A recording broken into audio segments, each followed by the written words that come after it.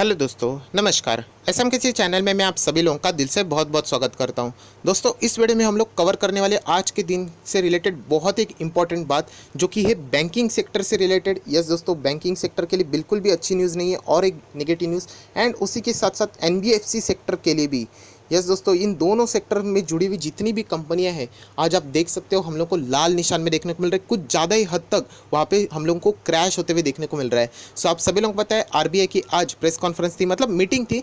उन्होंने वहाँ पे कुछ इंपॉर्टेंट बातें सामने रख दी है, कुछ चेंजेस की गई है, उनके डिसीजन में उन्होंने परिवर्तन कर दिया है, जिसके वजह से हम लोग को मार्केट में आज जोरदार गिरावट देखने को मिल रही है, specifically banking sector and NBFC में। सो ऐसा क्या डिसीजन है जिसके वजह से बैंक स्टॉक्स यहाँ पे वापस खतरे में आ चुके हैं, एंड उसी के साथ साथ एनबीएफसी सेक्टर के ऊपर भी अभी इसका प्रेशर बनता हुआ हम लोग को देखने को मिल रहा है। तो सारी चीज़ें डिटेल में समझने वाले हैं। हालांकि आप तक न्यूज़ पहुंच भी चुकी होगी, बट जो इजी लेवल में मैं आप लोगों को ये सारी चीज़ें बता दूंगा तो आप लोग भी दूसरों को आसानी से ये सारी चीज़ें एक्सप्लेन कर पाओगे। तो एग्जाम्पल एक मैं देने वाला हूँ इस वीडियो में आखिरी में, वो एग्जाम्पल आपके दिमाग में एक बार फीड हो गया तो आपको सारा खेल समझ में आएगा कि क्या यहाँ पे बैंकिंग और एनबीएफसी में एंड अदर फाइनेंशियल सर्विसेज में हम लोग को गिरावट देखने को मिल रही है। तो चलिए दोस्तों, वीडियो को स्टार्ट करते, बट उससे पहले एक इंपॉर्टेंट बात बताना चाहूँगा। जैसे कि आप सभी लोगों को पता है मेरा एक चैनल है स्टॉक मार्केट का क्लासेस करके, तो वहाँ पे कल 10:30 बजे सुबह एक ज़बरदस्त वीडियो आने वाला है, एंड वो है लॉकडाउन के बाद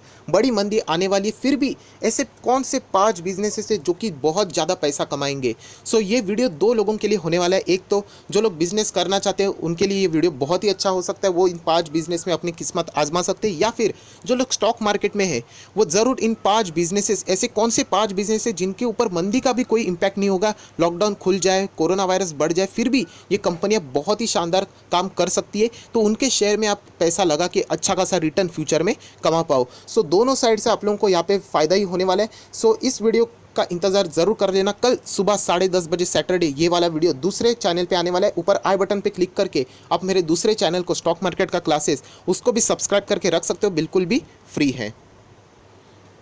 सो दोस्तों, अब हम वापस आ चुके हैं हमारे नॉर्मल टॉपिक के ऊपर। आज के दिन की बात करें तो सेंसेक्स आप देख सकते हैं 260 पॉइंट डाउन है, एंड उसी के साथ साथ अगर हम लोग निफ्टी की बात करें तो निफ्टी भी 50 भी हम लोग को गिरते हुए देखने को मिल रहा है, which is approximately 67 point down.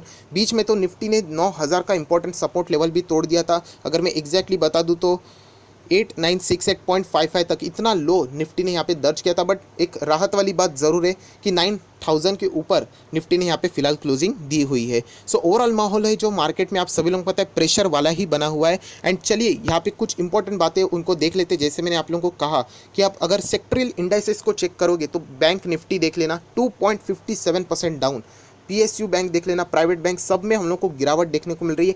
Financial services जिसमें बैंक आती है, एनबीएफसी आती है, इंश्योरेंस सेक्टर आता है, 3% से ज़्यादा क्रैश होते हुए देखने को मिल रहा है। सो यही वजह है दोस्तों जिसके वजह से हम लोग को मार्केट में भी ओवरऑल प्रेशर बनते हुए देखने को मिला है। अगर हम लोग फाइनेंशियल सर्विसेज की बात करें तो आप लोग देख सकते हैं यहाँ पे लाल निशान ये दर्ज कर रहा है कि कितने सारे कंपनीज अभी अपने 52 वीक लो पे आ चुके हैं, एंड इनमें कोई छोटे छोटे कंपनी नहीं, बड़े बड़े कंपनी। अगर मैं बात करूँ State Bank of India 52 week low को यहाँ पे टच करते हुए देखने को मिल रही है। अगर फंडामेंटल स्ट्रॉन्ग कंपनी की बात करूँ तो बजाज फाइनेंस, यस दोस्तों, बजाज फाइनेंस यहाँ पे 52 वीक लो के करीब आ चुका है, आप लोग यहाँ पे क्लियरली देख सकते हो। उसी के साथ साथ बहुत सारी कंपनी, एचडीएफसी भी जो कि फिलहाल 1515 पे चल रहा है, इसका 50 वीक लो है 1473। सो इसके करीब भी ये स्टॉक आ चुका है। पीएफसी भी अपना यहाँ पे 50 वीक लो दर्ज कर चुका है। सो ये आप देख सकते हो कि यहाँ पे बैंकिंग सेक्टर, फाइनेंशियल सेक्टर में हम लोगों को बहुत ही ज़्यादा प्रेशर, एनबीएफसी सेक्टर में भी प्रेशर देखने को मिल रहा है। एंड उसके पीछे की सिर्फ एक ही वजह है दोस्तों, यस, आरबीआई की आज की जो प्रेस कॉन्फ्रेंस थी जिसके बदौलत ये सारी चीज़ें हम लोगों को होती हुई देखने को मिल रही है। एंड इसलिए banking stocks and NBFC stock यहाँ पे और भी प्रेशर क्रिएट कर रहे हैं। तो चलिए कौन सी न्यूज़ है उसके ऊपर हम लोग आ जाते हैं। शायद से जैसे मैंने आपको कहा कि न्यूज़ आपको पता चल गई होगी, बट जिस आसान तरीके से मैं आप लोगों को एक्सप्लेन कर दूंगा एग्जाम्पल देके, तो उसके बाद ये न्यूज़ तो आप लोगों को और भी आसानी से समझ में आ जाएगी। तो आप देख सकते हैं यहाँ पे RBI extend the EMI moratorium for the another 3 months on a term loan.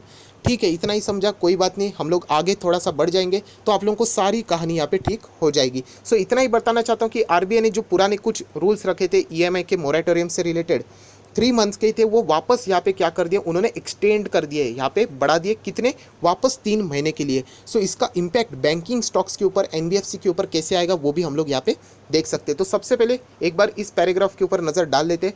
The Reserve Bank of India announce an extension of an moratorium on a loan EMI by the 3 months.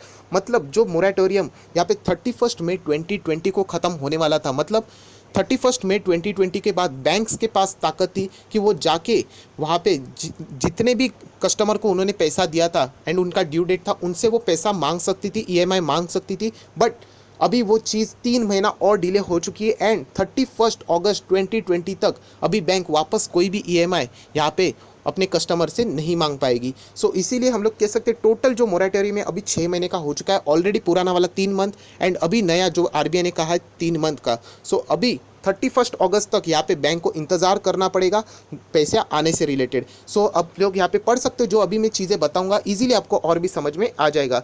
The extension of न 3 months moratorium on a repayment of an term loan by the borrower means, इसका अर्थ ये है that they would not have to pay the loan EMI instalment during the moratorium period. So बहुत ही simple है दोस्तों, अगर आपने बैंक से लोन लिया होगा तो पिछले 3 महीने में उन्होंने कहा था कि आप इंस्टॉलमेंट ईएमआई मत पे करना, क्योंकि ऑब्वियसली ईएमआई पे करने के लिए आपकी इनकम तो होनी चाहिए, उसी में से तो आप ईएमआई पे करते हो। अभी लॉकडाउन है तो इनकम कहाँ से होगी, तो यही प्रॉब्लम है एंड इसीलिए उन्होंने ये 3 महीने का मोरेटोरियम और बढ़ा दिया है, क्योंकि लॉकडाउन भी बढ़ गया तो मोरेटोरियम तो बढ़ाना ही पड़ेगा। तो इसीलिए बैंक्स को अभी 3 महीने तक यहाँ पे लोन का ईएमआई का इंस्टॉलमेंट यहाँ पे फिलहाल नहीं मिलने वाला है। सो वापस बैंक की और एक हम लोग कह सकते हैं जो पैसे आने वाली चीज़ थी वो और एक डिफ़िकल्ट यहाँ पे होती हुई देखने को मिल रही है। सो ये डिसीजन क्यों लिया गया, क्या बैंक्स को गिराने के लिए, फाइनेंशियल सेक्टर को गिराने के लिए, ऐसा नहीं, कॉमन पर्सन को मद्देनज़र रखते हुए ये डिसीजन लेना पड़ा। क्योंकि आप देख सकते हैं extension will provide the relief, किसी को तो फ़ायदा होगा, तो किसको फ़ायदा होगा, मेनी इंडिविजुअल्स, बहुत सारे लोग हैं जिन्होंने लोन लेके रखा है, कहाँ से वो पैसा देंगे जब उनके घर में ही पैसा नहीं आ रहा है। तो आप समझ सकते लोन का ईएमआई कहाँ से देंगे, इसीलिए तो ये 3 महीने बढ़ा दिया। तो उनके लिए आज की न्यूज़ बहुत ही सेलिब्रेशन जैसी है, बट प्रॉब्लम हो जाएगी किसके लिए, बैंकिंग सेक्टर के लिए, bank which can adversely impact. इसके वजह से बैंक्स का तो नुकसान होगा क्योंकि उनकी इनकम यहाँ पे ख़राब हो रही है। आप लोग देख सकते हैं जो इंडिविजुअल है, स्पेसिफिकली अगर हम लोग बात करें सेल्फ एम्प्लॉयड, उनकी अगर हम लोग बात करें तो उनके अलग अलग टाइप के लोन होते हैं, कार लोन होते हैं, होम लोन होते हैं। सो उनकी अभी अगर हम लोग बात करें due to the loss of an income during the lockdown, so आप ही बताइए कि वो कहाँ से ईएमआई यहाँ पे कर पाएंगे। एंड इसीलिए ये जो आरबीआई ने डिसीजन लिया वो बहुत ही शानदार लिया है। बट अगर बैंकिंग पॉइंट ऑफ व्यू से अगर आप देखते हो तो ये बिल्कुल भी अच्छी बात नहीं, क्योंकि उनका इनकम यहाँ पे कम्प्लीटली रुक जाएगा। और दोस्तों यहाँ पे जो आरबीआई के जो गवर्नर है शक्तिकांता दास, उन्होंने भी ये बात कही है कि जो ये सारी चीज़ें हैं जो ईएमआई से रिलेटेड हम लोगों ने कही है, इनमें कौन कौन सी बैंक आती है, कमर्शियल बैंक्स आती है, including regional rural bank, small financial banks and local area banks, cooperative banks भी आती है, ऑल इंडियन फाइनेंशियल इंस्टीट्यूशन आती है, आप देख सकते हैं एनबीएफसी भी आती है, including housing finance companies, micro finance institution. So आप समझ सकते हो, इसीलिए मैंने आप लोगों को शुरुआत में बताया कि क्यों यहाँ पे बैंक्स तो है, उसी के साथ साथ एनबीएफसी भी है, हाउसिंग फाइनेंस कंपनी भी प्रेशर में, क्योंकि ये सारा रूल मोरेटोरियम का इन कंपनीज के ऊपर भी लगेगा, क्योंकि ये भी तो लेंडर ही है। तो इसीलिए यहाँ पे हम लोग को प्रॉब्लम देखने को मिल रही है। सो जितना लॉकडाउन अभी दोस्तों एक्सटेंड होता रहेगा, उतना ही कामकाज भी यहाँ पे हम लोग को एक्सटेंड होते हुए देखने को मिलेगा एंड उतना ही हम लोग को मोरेटोरियम भी एक्सटेंड होते हुए देखने को मिल सकता है, जो कि अभी ऑलरेडी हो चुका है। अगर हम लोग बात करें जून टू अगस्त 3 महीने का, और यहाँ पे ईएमआई मोरेटोरियम, ईएमआई से रिलेटेड जो इंस्टॉलमेंट है उससे रिलेटेड मोरेटोरियम यहाँ पे एक्सटेंड कर दिया है। सो दोस्तों जैसे मैंने आप लोगों को प्रॉमिस किया था कि मैं एक आप लोगों को एग्जांपल बता दूंगा एंड जिससे आप लोगों को समझ में आएगा कि बैंकिंग सेक्टर एंड एनबीएफसी में क्यों यहाँ पे हम लोगों को प्रॉब्लम देखने को मिल रहा है। देखिए दोस्तों, ये जो डिसीजन लिया ना वो ज़रूर आप लोग वेलकम करोगे, जिन लोगों ने लोन लिया है उनके लिए राहत वाली बात है। But banking and financial sector की एनबीएफसी जितनी भी कंपनियाँ, उनके लिए ये न्यूज़ कैसी है, ख़राब न्यूज़ है। सो इसका कुछ लोग क्या करते हैं, गलत इस्तेमाल भी करते हैं। मतलब ये जो मोरेटोरियम पीरियड है वो हर किसी को लागू नहीं होता है। देखिए जिनके पास पैसा रहेगा उन्होंने तो ज़रूर ईएमआई पे करना चाहिए। जो लोग लाखों करोड़ों के यहाँ पे बिजनेस करते हैं उनके लिए थोड़ी ना उतना कुछ दिक्कत रहेगा, वो आसानी से पे कर सकते हैं। बट ऐसी चीज़ों का, ऐसे जो बातें होती हैं उनका वो क्या करते हैं, फ़ायदा उठा लेते हैं, जो कि बहुत ही गलत है। अगर मैं आप लोगों को ईजी वे में बता दूं तो फॉर एन एग्जांपल, अभी 31 मई 2020 ये थी आखिरी दिन। उसके बाद बैंक उसका ईएमआई आप लोगों को पे करना था। फॉर एन एग्जांपल मुझे पे करना था 10,000 रुपया, एंड मैं आप लोगों को बताना चाहता हूँ मेरे पास 10,000 रुपया आज भी है, बट अभी आरबीआई ने तो मोरेटोरियम बढ़ा दिया।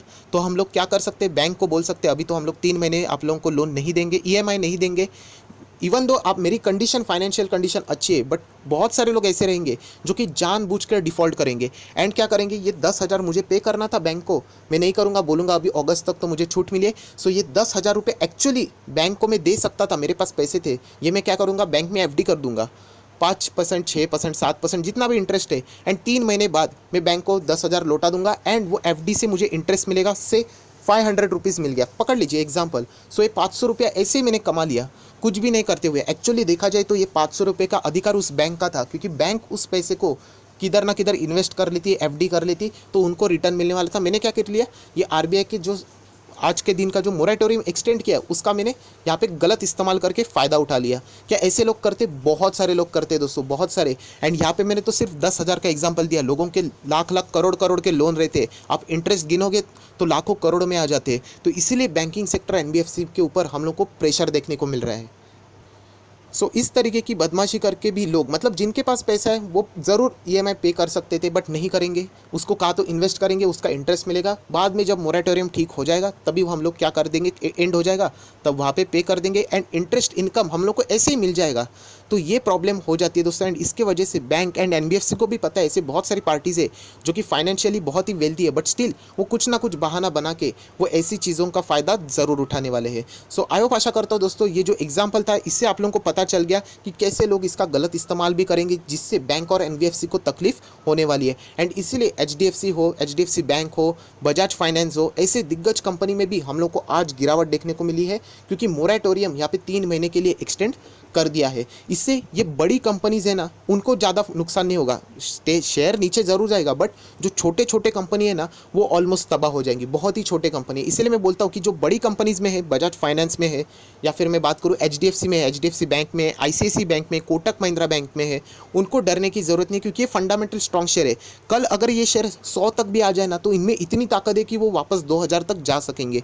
बट जो फाइनेंशियली बहुत ही वीक स्टॉक्स है, छोटे छोटे स्टॉक है, उनकी यहाँ पे बैंड बच जाएगी। तो इसीलिए मैं आपको कहता हूँ कि ऐसे दौर में आप लोगों ने फंडामेंटल स्ट्रॉन्ग शेयर्स को चुनना चाहिए, जो कि आप लोगों का पोर्टफोलियो डाउन तो ज़रूर करेंगे, बट लॉन्ग टर्म में वो आपको वापस रिकवरी भी करके ज़रूर देंगे, जो कि हिस्ट्री में भी हम लोगों ने देख लिया है। सो आई होप, आशा करता हूँ दोस्तों ये वीडियो अगर आपको अच्छा लगा होगा तो लाइक करना बिल्कुल ना भूलना, एंड दोस्तों के साथ शेयर करना भी बिल्कुल ना भूलना। So that's it, thank you very much दोस्तों, we will be meeting in our next video, तब तक के लिए बाय बाय।